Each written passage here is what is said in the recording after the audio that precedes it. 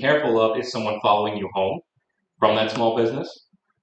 Someone actually make sure you lock your car while you're at work, because sometimes they'll just open the door to your car and go into your glove compartment and look at your New York State registration, your car registration, and it tells them where you live.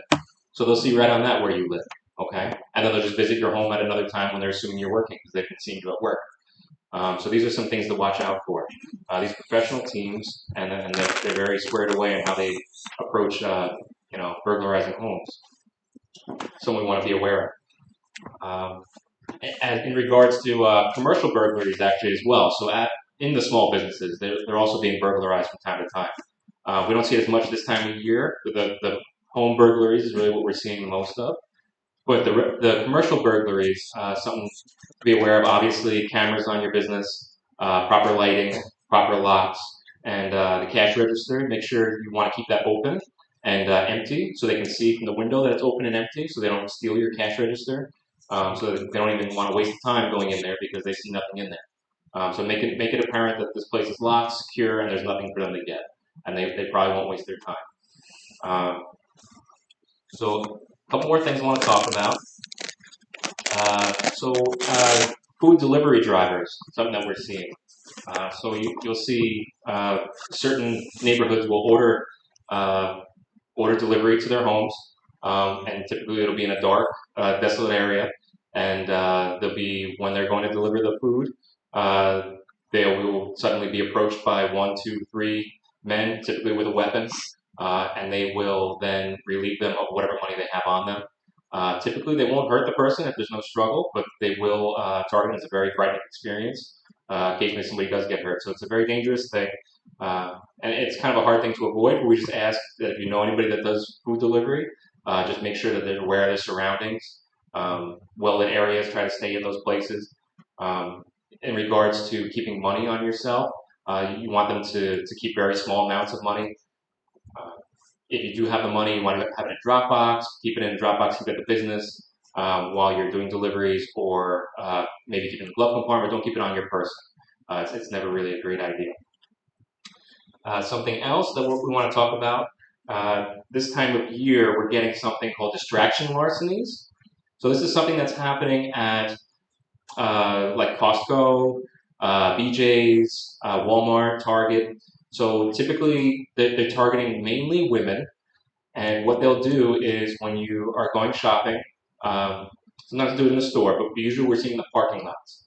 So what's going to happen is a woman will be loading up her car with the groceries. Either she put her bag in the car in the passenger seat, so she doesn't have to hold it while she's putting the groceries away, or she puts it back in the cart and sitting in the cart, like that top part of the cart, while you're taking the things and putting it in your car. So they'll approach you, and this person will seem innocent, and they'll distract you. They'll say, "I'm lost. Can you help me out? I don't know where I am," or "I have a flat tire," or "My car won't start," something like that. Or they'll say something about your car. Then maybe they'll deflate one of your tires and say, "Hey, you have a flat tire," and then try to show you your tire. Yeah. And then with that, somebody else that's working with them that you would have no idea is either going to open the door to your car and grab your bag, or grab the wallet right out of your bag, or go into that shopping cart where you left your bag and take that out. Okay. So something that might be a good idea is, first of all, if you're going to put your bag in your car, make sure you lock the car right afterwards. It seems awful, but be aware that people aren't always forthcoming. They might not be telling the truth, and it's hard to not trust people because you should be wanting to trust, but sometimes they want to do bad things to you. So just please be aware of that. If you're carrying a bag, maybe a smaller bag, like a clutch, something that you can keep strung around you, that you can keep on you, close to you, not just like a big bag. Maybe trim it down a little bit. That would help. And again, it's mostly women that we're seeing with distraction larcenies, and they're working in teams as well. So these are all professional crews. These aren't just opportunists. These are people that are targeting people. Okay, so just be aware of this. We're getting a lot of this. Officer Cooper is going to talk to you about some other scams that are going on. And this time of year, it's tax season, so it's something to know about. Thank you. Thank you. I got a big mouth. But one of the things that we're really seeing with that distraction larceny is they're using it a lot at the banks. Okay, they're watching us as we go into the bank, and what they're doing is, as we're in the bank, or they'll go and let the air out of the tire, all right, like Officer McGuire said before. And then you come out and you notice that the air's not in your tire, or someone will come up to you and say, hey, you know, your tire's flat, right? And you look and your tire's flat. Meanwhile, you just came out of the bank with a nice, you know, envelope of cash. So while you are talking to that person about your flat tire, someone else is going inside the car and trying to take that cash that's in there. So that's the whole thing about it. That's the whole thing about a distraction. Larceny is they distract you. Someone comes up to you, they interact with you. They seem really, really nice, but they're have an ulterior motive, and they're usually part of a team. A lot of these teams, they're not from around here. They're usually from the city, Queens. A lot of these teams that are stealing the cars, they're from New Jersey. Okay, where was it? What part of New Jersey are they from? Newark, New Jersey. Many teams come out from Newark, New Jersey. And they're young kids, usually 15, 16 years old. And they know, the people that organize these things know that if they send out kids to do this, that if they get locked up, they're just going to be released because they're children. All right? So we've seen a lot of this. So it makes it a lot easier when we go out and tell the community, say, hey, listen, just make sure your car's locked at night. Don't leave your keys in the car. Very important. One of the things that we wanted to talk about today, we have a flyer for, is the gas station larcenies. Okay? People are pulling their cars up to get gas. They're leaving their keys in the car, or they're leaving it unlocked and running. So those are two bad things, because what happens is they're watching them. They'll see, oh, okay, this guy just got out. He's pumping gas. Now sneak into the car, like what happened over here in Mineola. Did you hear about that one at the gas station in Mineola on Jericho Turnpike? All right. The young lady was pumping the gas in her car, and there was a dog in the car. Person sneaks in, keys are in it, takes off with the car. All right. The gas nozzle, she's got it in there still, rips off of the gas pump, and off the car goes. Right. The guy is driving and realizes there's a dog in the car and tries to throw the dog out the window. All right. So I don't know what happened last. The dog supposedly the dog was okay. I heard the dog died, but the last we heard was that the dog was okay. In any case, the car, I believe, was recovered.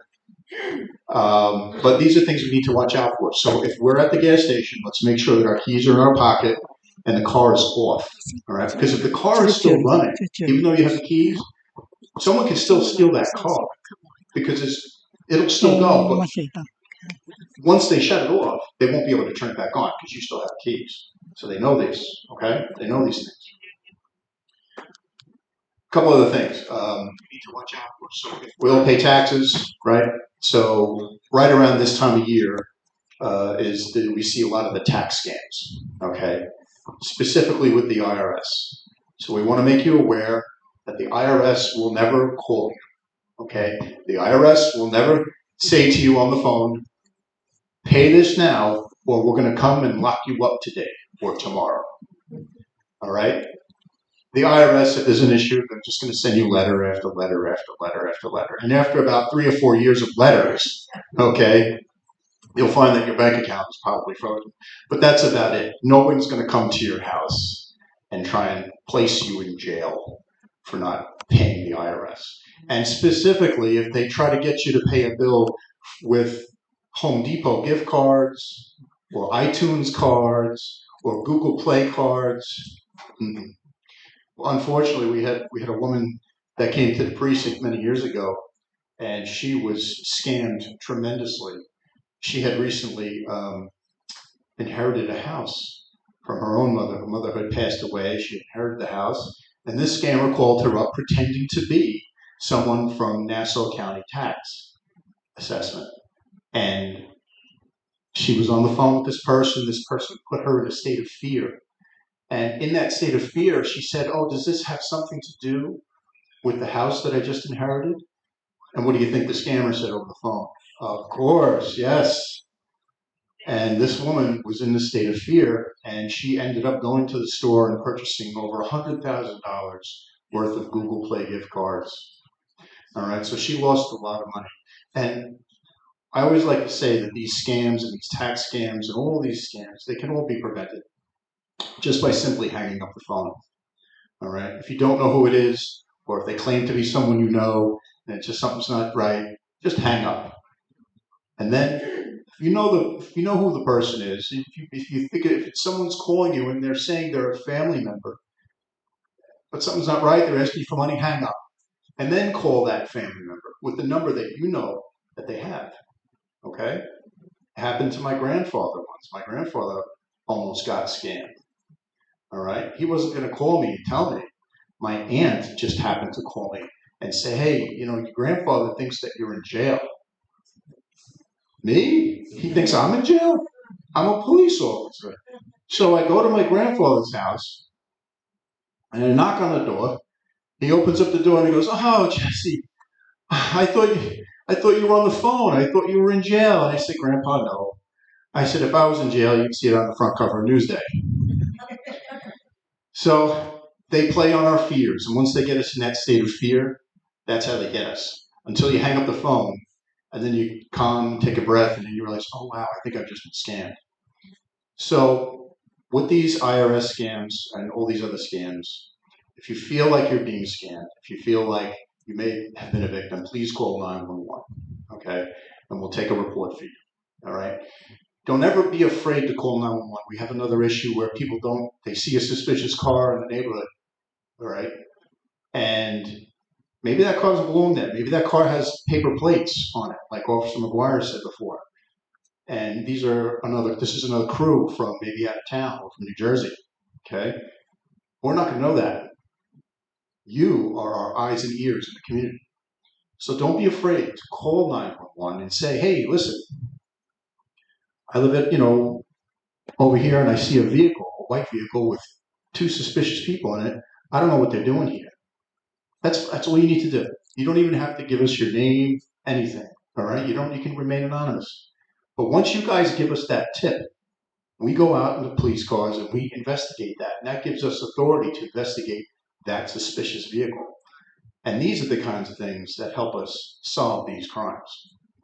Information that you guys provide to us through 911 by making that call, okay? A lot of people think they shouldn't call 911 because it's not an emergency. Well, that's fine. We're going to handle the emergencies first. We're going to go to those high priority calls because everything is, at the 911 system, everything is prioritized in order. High priority, very important. Emergency, 2, maybe just a report or lost property or something like that. Eventually we'll get to it. So don't ever be concerned about calling 911 for non-emergencies. It's an okay thing to do. Biased incidents against the Asian community, we have not seen a lot. Since the beginning of COVID, we've seen an increase in biased incidents against the Asian community, but it's been very minimal. Within the last, from 2020 to now, okay, in the entire county, we had a total of 12 biased incidents. So if anybody not sure, a biased incident just means that someone from the Asian community is targeted for a crime. That's what that means, okay? We've only seen 12 in the last 2 years. So that's a good thing. It's not a good thing, but it's also a good thing that it's not higher. The stolen vehicles, it's very important to keep your keys out of the car, lock your cars at night. Oh, well, thank you so much. Okay, I should have brought my saxophone.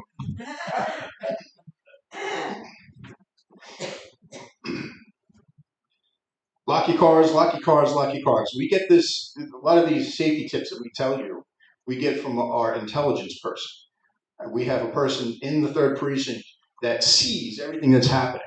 She gets all the data, she gets all the crimes that are happening. And based on all that, she helps formulate the tips that we give you. So lock your cars, lock your cars, lock your cars.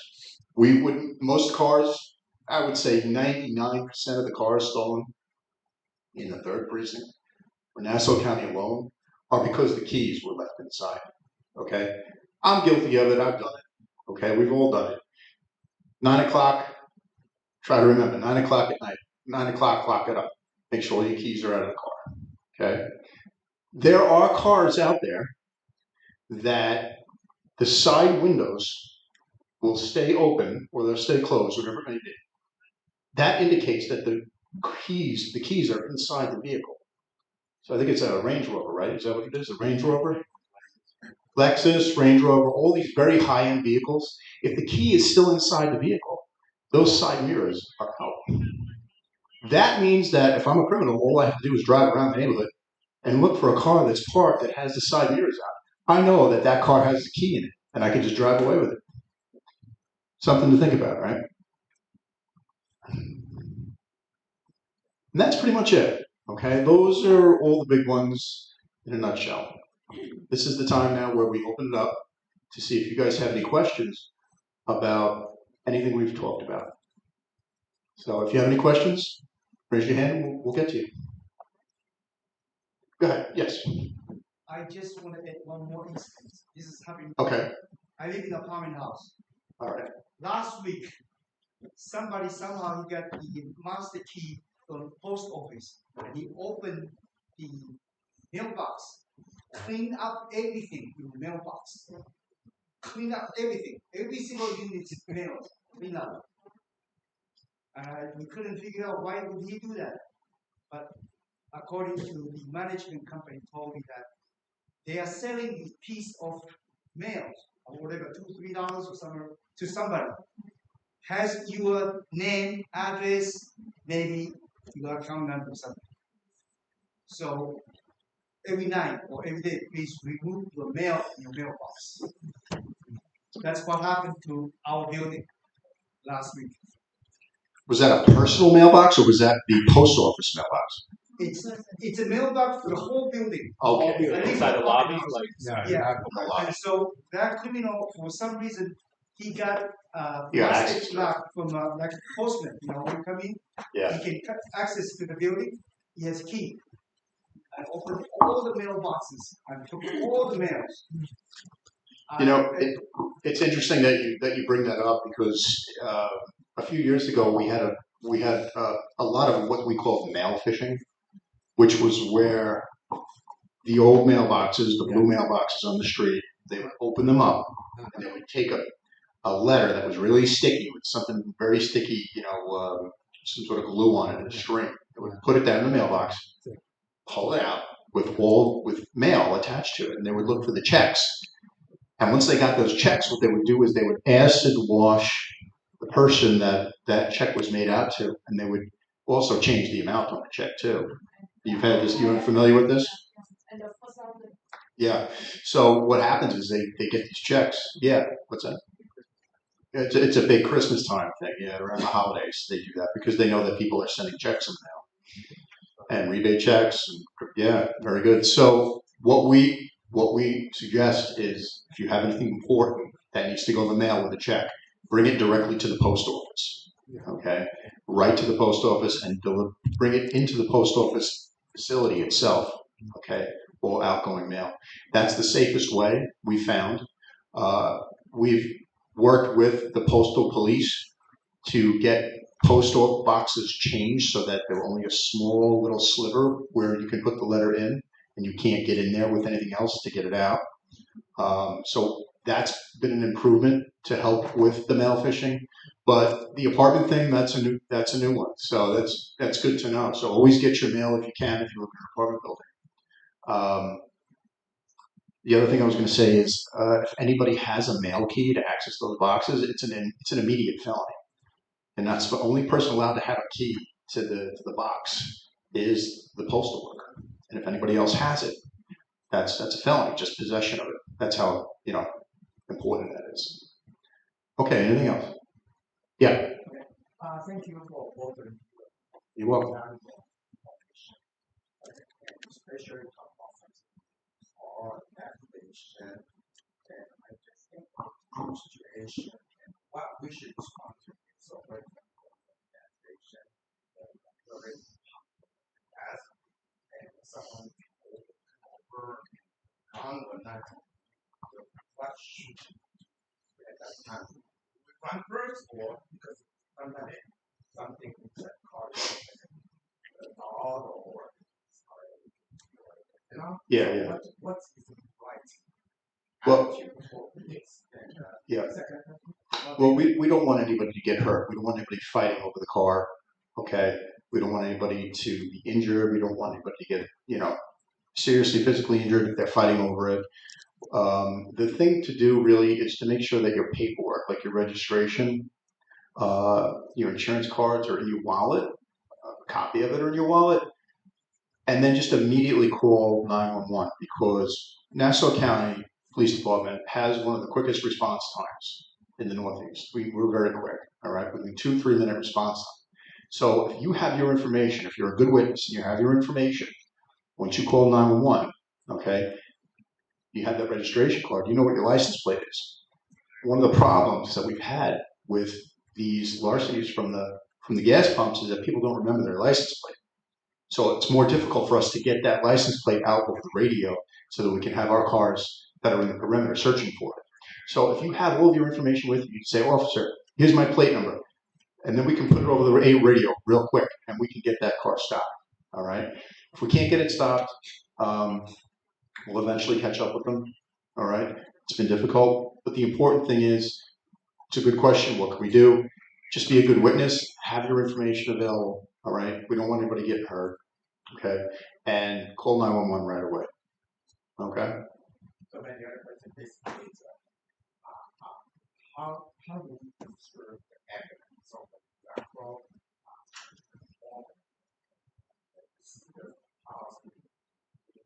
or whatever, and Yes.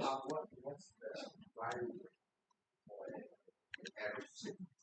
So if you come home, the question is how do you preserve the evidence, right? If you come home and you find that your house has been ransacked, okay, best thing to do is not to touch anything, all right? Because if you touch anything, it might prevent us from getting prints off of things. Because we'll look at everything. We'll try to get fingerprints. We'll look for video, all right? Anything that's maybe left behind. The best thing to do is to call 911. You don't even want to go in the house because we want to make sure that nobody's still there, okay? So you're going to call 911 and let us do that. We'll preserve everything. First thing we're going to do is we're going to search the house, all right? Make sure that it's secure. And then we're going to have the detectives come down. We're going to have crime scene come down if it's applicable and take evidence, all right?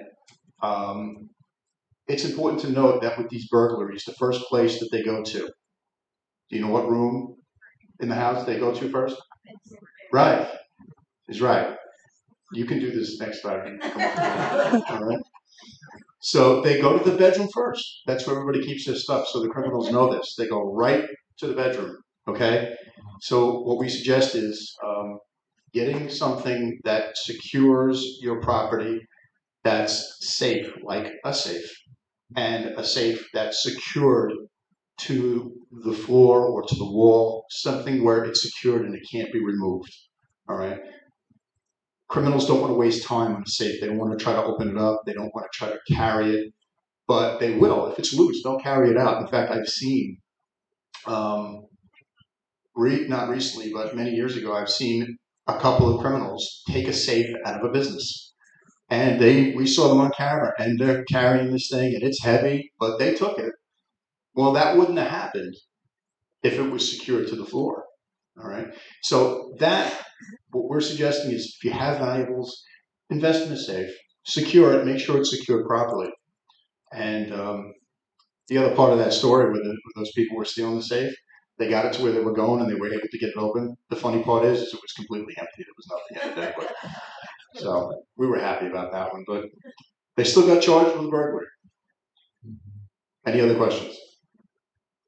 Yeah. Let's say if there's a gunman came to the victim, what should we do? A gunman comes into the building now? Well, they're going to have a problem because we're here. They're going to have a problem. But it's a good question.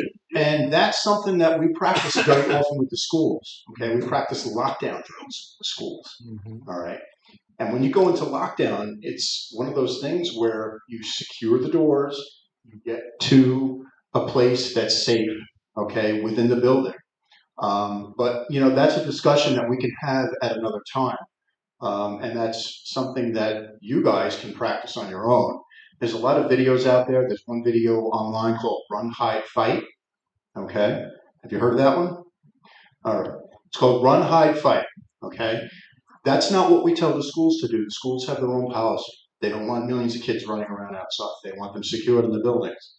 But for an establishment like this, you may consider doing something called run, hide, fight, which is basically run from the situation, hide if you can, and if you can, run again, and if you have to, fight, okay? But that's something that is online. That's something that our police department doesn't promote, but it's something that we can guide you and help you with if it's something that you know want to practice at some point.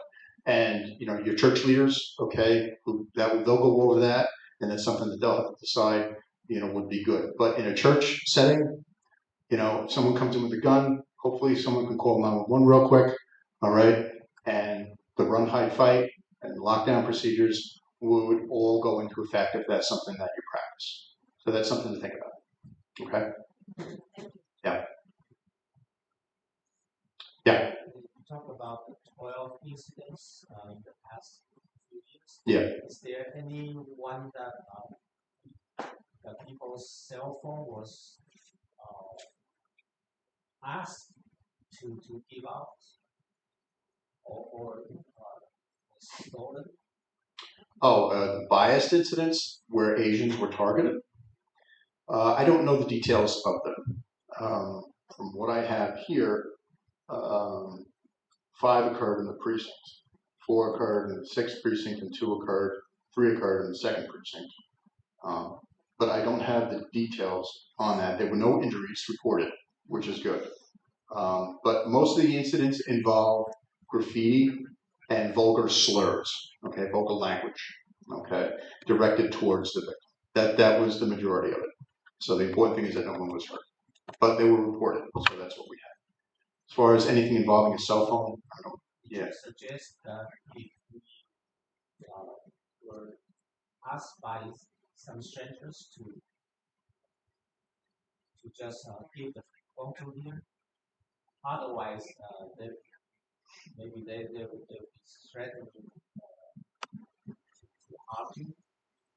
What would you suggest? Are you referring to like a scam where someone is trying to,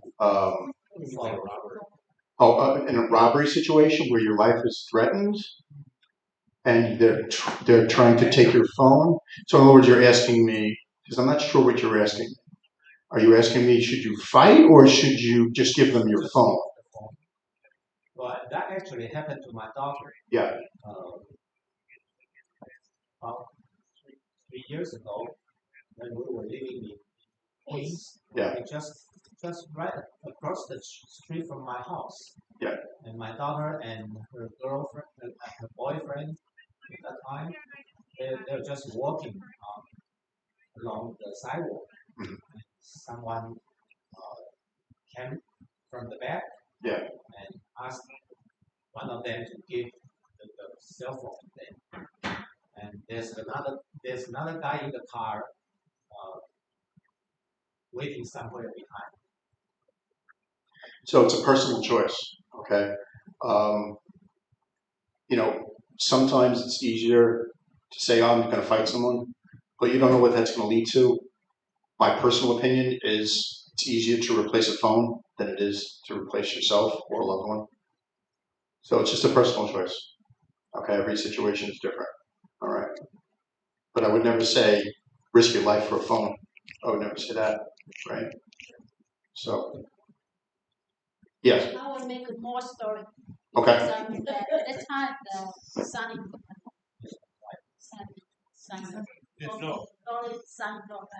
he had his phone and wallet. Because the guy came to them and asked them what time is it now first. Mm-hmm. So they don't think they are. Then when the guy close to them, the guy said, "Hey, give me your phone and wallet." And my son-in-law, he handed the phone and wallet to the guy. And then suddenly one car come to the guy. And my daughter, she stepped into the car, asked him. Close to. No, close to, yeah.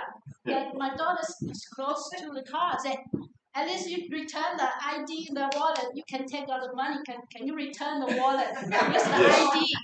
And my daughter told me, I said, how dare you do this way? You just let him go. But my daughter said, Once they took the money, then the ID is no use. So she stepped to them and said, "Can you return the wallet with the ID?" I think that's a good idea, but she did it. Did they return it? Yes, she did. She got her ID. Is it okay? I mean, that's her boyfriend at the time. She got the wallet back. Even my son-in-law, he didn't close the car, but instead my daughter asked him the wallet back. Oh my goodness. That's a good story. She saved my life. Yeah. Yes. I want to refer to back last year, there was this incident in Irvine, California. Similar setting like us. All Taiwanese people.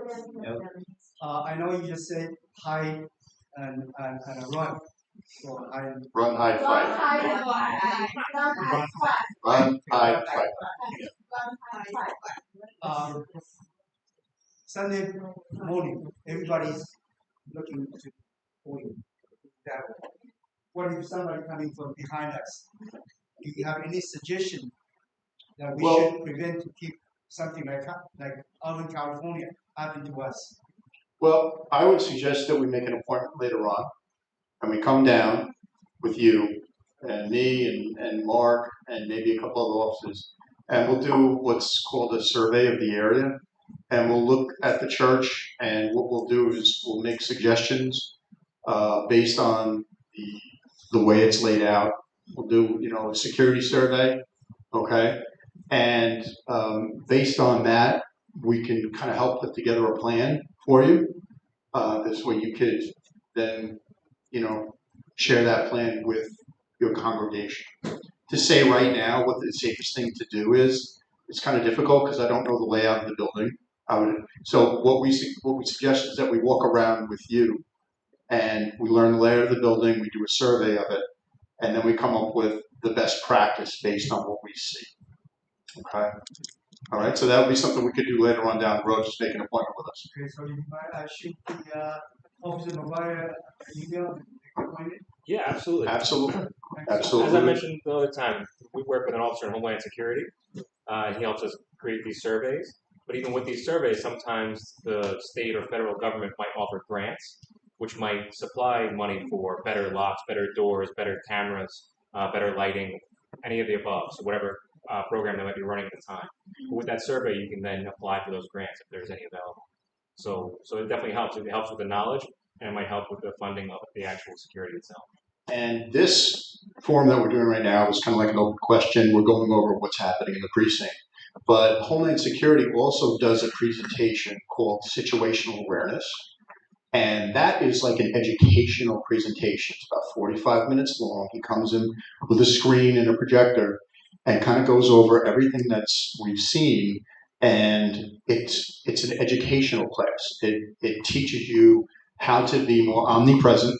It teaches you what to do in a situation where maybe you find yourself in an active shooter situation. So it's not specifically teaching you what to do, but it kind of goes over, what to look for and what you kind of should do. Okay, so that's something we can also talk to them about and have them come here, and we can come with them and do that presentation, which if you're interested in, we can set that up as well. All right. Anything else? Any other questions? Oh, one in the back, yes. I hope he's the one that's ready to fight if anybody's going to back. Somebody came repeatedly to ask for money. I decided to send them away. But the guy kept coming back. Suggestion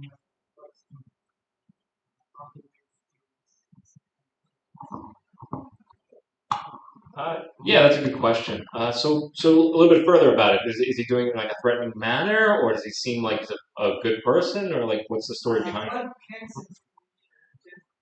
Nice person. Possibly homeless. Possibly lost job. I think he lost job for a while. Yeah, I mean that's a good question. Sorry. So if you believe he's a good person and you don't think he's any harm to here, we don't need to get involved on like a police threat level. But you can always let us know. You can get Kenny to give you my number. We can come down ourselves and speak to the man. And if he needs services, we can hook him up with social services and see if we can get him any housing or clothing or food stamps, anything like that that can help him out, or a job placement service. Maybe he has an addiction, and maybe we can help him out with that, get him into a program. So we can always look into it for you because that's kind of beyond your means sometimes. But if you believe he's a good guy and he just can't get back on his feet, you have to come around for money. If you want to do something more for him, we can try and figure that out for you. But if you believe he's coming back in like a threatening manner, kind of demanding money, or you think he's like a drug abuser and you're kind of afraid of what he's going to do, you can always call 911. But if you want services for him and something like that, you can always get my number, or you call the third precinct. They have my number as well, obviously, and they'll help you out with that. Sure. Sir. What about the police officer? Sometimes make a phone call to me, says he's a police officer, so and so, and then would you please donate some money? My question is, are they legal to allow to do that, to solicit money from us?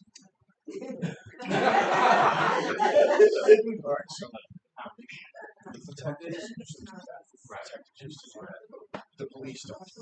So we're just suggesting that.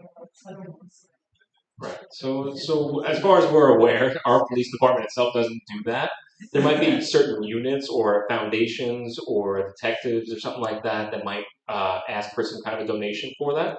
But by no means should you feel obligated, nor will your service be changed in any kind of way just by saying no, thank you, we're hanging up. Don't feel like you're obligated at all to. Yeah, my question is, are they legal to do that? Legally or not? Legally, an organization, not the department itself. The department cannot, but an organization representing possibly someone that works for the department that goes under the umbrella of association, some sort of an association or fraternal organization. They're allowed to call up and ask for donations. Okay. Or non-for-profit, something like that.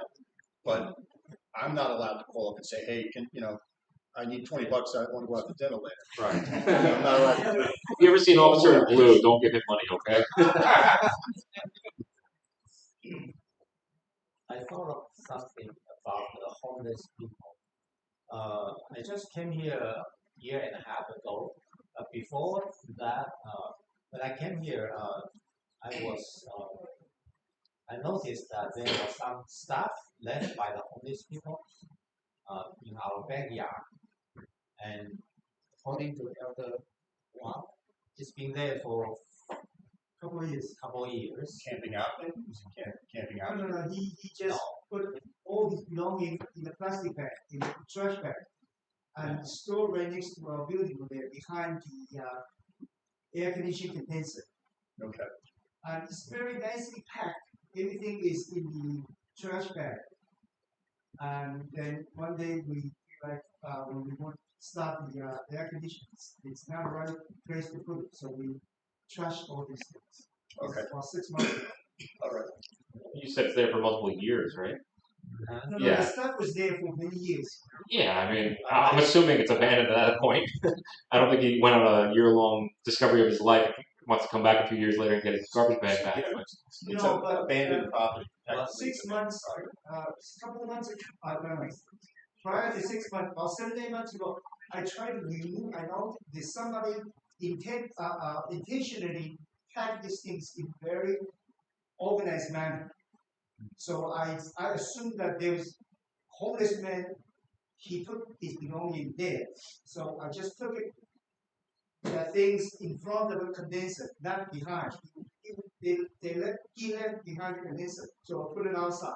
Then a week later, he put everything back again.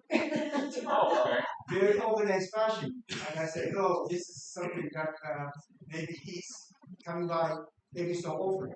Right. But 6 months ago, we decided we have to throw this out because it's been going on for so many years. Yeah. So we took it out, everything, the trash, to the curbside for for sanitation.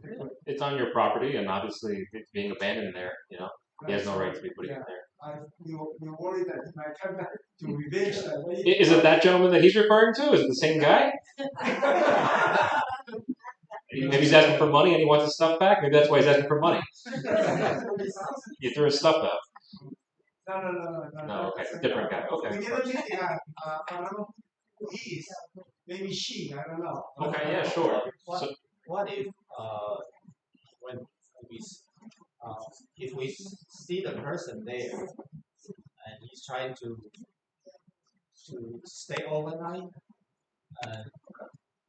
what should we do? It's in our property, are we supposed to just ask them to leave, and if they won't?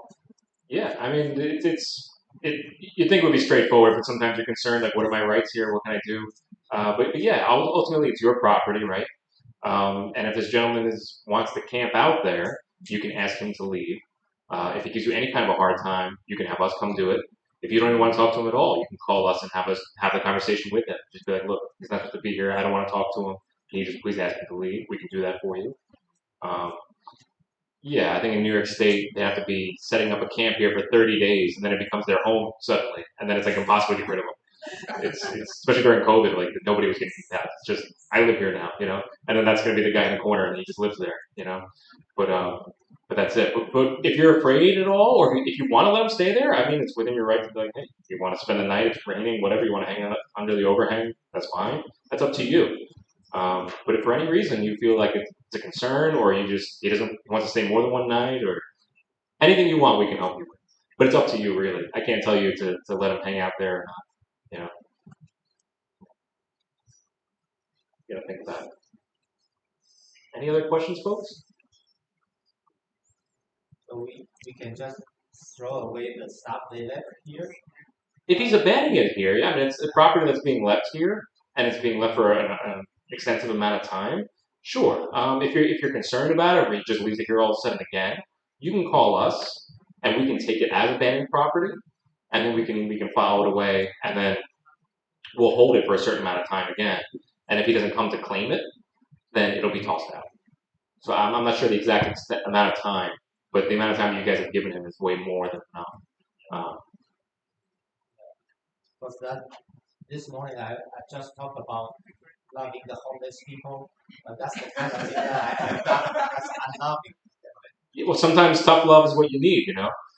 Yeah. There's all different kinds of love, so you might have to call us and have us give them some love, you know? It's up to you. All right, folks, anybody else? So what happened? We call police to come, and then because we are not sure what the situation is, right? So we call and following the people. Yeah. So for the homeless people, we never met people, but what happened? We met people, and if the winter time, of course, the outside is not a good place to stay. So what happened? yeah, so you can always ask for our help. You can even just talk to us for advice. So again, you have my number. I'll give my number to anybody here that wants it. See me after. But if you want to just talk to an officer, you can always call the 3rd Precinct. Okay, the number is easily accessible. You just call us up, and don't call 911 for that, but just call the 3rd Precinct and just say, hey, I just want to talk to you about something. I think I have somebody that's been, I've never seen them, but at night it's coming onto my property, and they'll tell you what they think about it. And they'll either tell the post car, and at night, that we work 24/7, so the post car might come by at night just to check and see what's going on there, you know, and then it could be as far as a trespassing or a burglary if he's actually entering into your property and staying here. If he breaks a lock or something like to get in. There's a lot to be discussed there. But we can always have a postcard come and check on it and just see what's going on at night here. I'm guessing I haven't, as Officer Cooper said, we haven't walked around in a good bit. So do we have cameras in that area where he's leaving the bags, or no? Okay.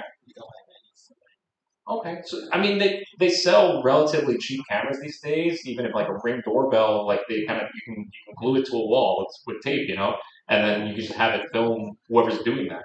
You know, and then you'll see what's going on. What are they doing? Are they doing drugs there? Are they sleeping there? Do they have friends that come in there? You know, you don't know. Or maybe they just put their stuff there. Like, it could just be that. But if you're curious, you can always put up a camera, or you can pay for a more extensive set of cameras that are hardwired. You got a lot of options there. If you would like, we can put you in touch with a homeless intervention group that we often go out with. We can put you in touch with them, and if you have someone that frequents that you just want to get them help directly, you could call that homeless intervention group, and they'll come and really try to help that person to get them housed right away. All right, so if you'd like, we can also give you that information. This way you have it in case you don't want to go the 911 route, or if you don't want to call us. Yeah, absolutely. And also something that they offer there is just on that note is that they'll actually give them a bus card to anywhere they want to go. If they have like family that's like down south or wherever, they'll give them a bus card for it. They'll say, okay, where's your family? In Carolina? Okay, we're going to send you there. And they'll send them out there. Because if you're committed to being homeless and you're not even trying to get in a home, sometimes New York is not the best place to be homeless. You know what I mean? It gets kind of cold here. So if you want to go to Florida and be homeless, they'll let you do that. They'll just ask you what you want to do. So there's all different routes they could go. It depends on what they want. A lot of times they don't want services, which is the toughest part. You can lead a horse to water, but that's about it. Yeah. Just let us know. There's a lot of options. We can always discuss it. Just let us know. Anyone else? All right. Thank you so much for your time.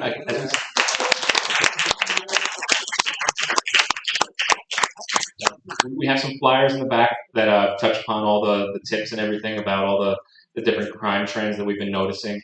There's a whole bunch of flyers in the back, so make sure you grab some. You can take a picture, send it to your friends, put it on Facebook, whatever you do. But just pass them around, get the information out there. Okay, thank you so much for your time. Have a great weekend. Thank you. Thank you. Yes.